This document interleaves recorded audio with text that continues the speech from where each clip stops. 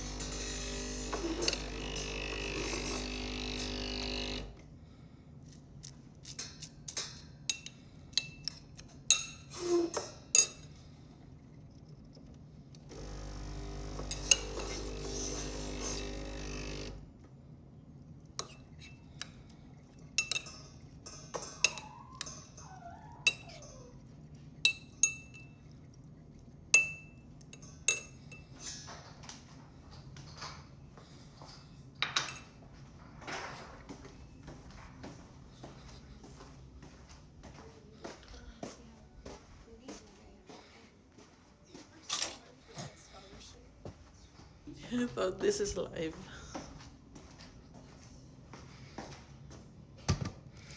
Do do do do do do. Maaga kami nang gising kasi may nag-deliver ng milk ng baby ko. Nakalimutan ko. Yung napili ko pala na scheduled delivery time is between 5 a.m. and 7 a.m. Diyos ko, 5 a.m. pa lang katok sila sa bahay para lang mag-deliver ng mga gatas. Kasi naubusan kasi ng milk yung baby ko. So ito yung kinaumagahan. Meron pa naman isang bote na pantimpla. But last na to. So ito yung wheat bix, yung pinakita ko sa inyo kanina. Ito, para siyang porridge. So crispy siya pag dry, and then paglagyan mo siya ng hot water na lumalambot siya. So ang ginagawa ko, nilalagyan ko lang siya ng konting formula ng baby ko. Yung milk niya. Okay. Ito lang kakainin niya sa umaga.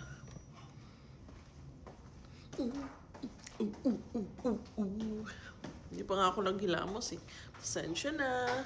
Ganun talaga, kailangan reality.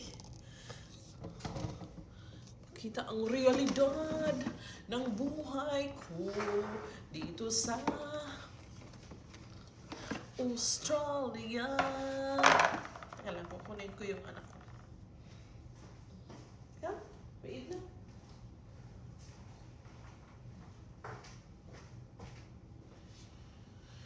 Thank you.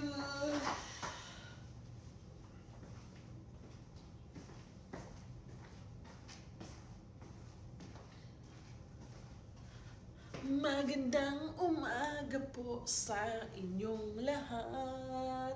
Sana ay okay lang kayo. Have a blessed day and a blessed morning. Ganyan ho talaga ako. I think, minsan naisip ko may ADHD ako. Masyado akong hyper. Yes. I'm so hyper. Dito naman tayo focus. Huwag natin siyang i-focus. Kasi, ako ang i-focus nyo. Alam nyo naman, medyo mahigpit si YouTube ngayon.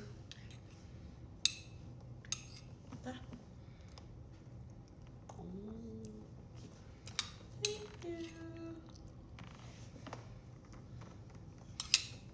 O siya guys, ito yung aming routine every morning. So, gigising kami.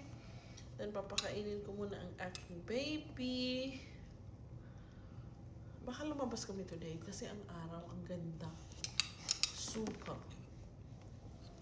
Anyways, have a blessed day guys. Ingat kayo palagi. Thank you for watching. Please subscribe po. It's free to subscribe. You don't have to pay for that. Thank you.